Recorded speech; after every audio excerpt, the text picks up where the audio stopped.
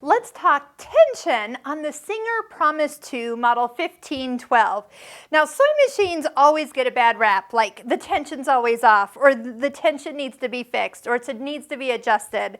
You will find that tension is and has a place when it needs to be adjusted.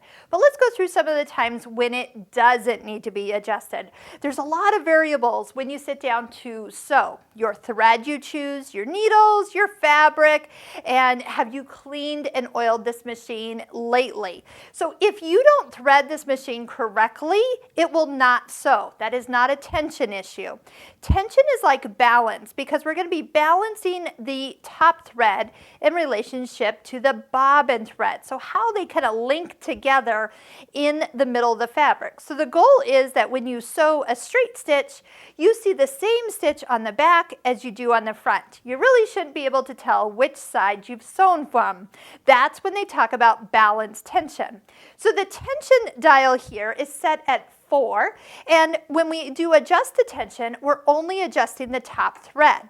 So here's how I want you to think about it. Think about it as a scale. So if one thread's a little pulling to the top, then that thread needs to be loosened so it can balance back to the bobbin.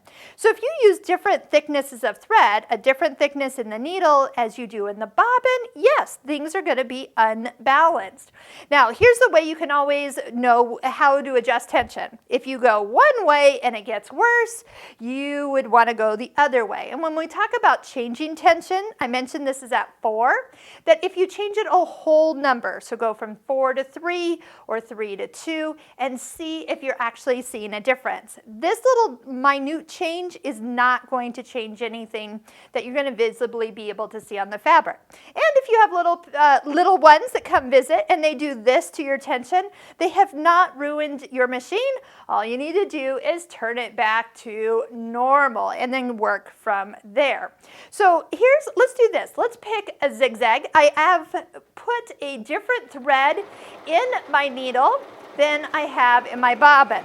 Now, one other thing I want to talk about is actually if you've ever sewn and you get to the end and you just hear this awful sound, it's grinding, it just does not sound good, and you flip it over and you've got all these hairy loops on the back, that means that your machine is not threaded correctly. It's actually not in the tension disc. There's 2 discs that are sitting right in this first groove. That's why the dial is so close to it, because it makes these discs tighten on the thread if you take it to a bigger number, or loosen if you take it to a smaller number. But if you don't get the thread in those discs at all, you might experience loops on the back. Some people call it a nest or a mess, but it's always on the back side. So if it's on the back side, people think the bobbin's the problem, and it's really not. It's actually that you didn't thread the top. So that's an operator error. So here's the seam that I just stitched with the zigzag with a variegated thread on top.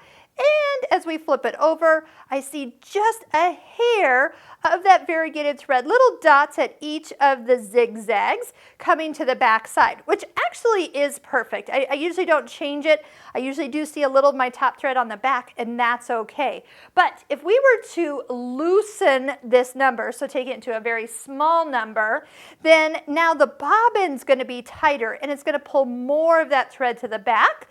And if that's not what you're looking for, then obviously you need to go the other way. If it's pulling bobbin thread to the top, then again, you'll find that your top thread is too tight, that you'll loosen it to balance it out. So again, don't be afraid to turn this, but only turn it if you really need to change where the location of each stitch length needs to be in relationship to your fabric. If you're just getting a whole bunch of yucky, messy things, do double check your bobbin, the needle you're using, the thread quality you're using, and have you cleaned and oiled your machine lately. If that doesn't fix it, definitely have a local service sewing machine professional take a look at your machine, and they can tell you what needs to be fixed.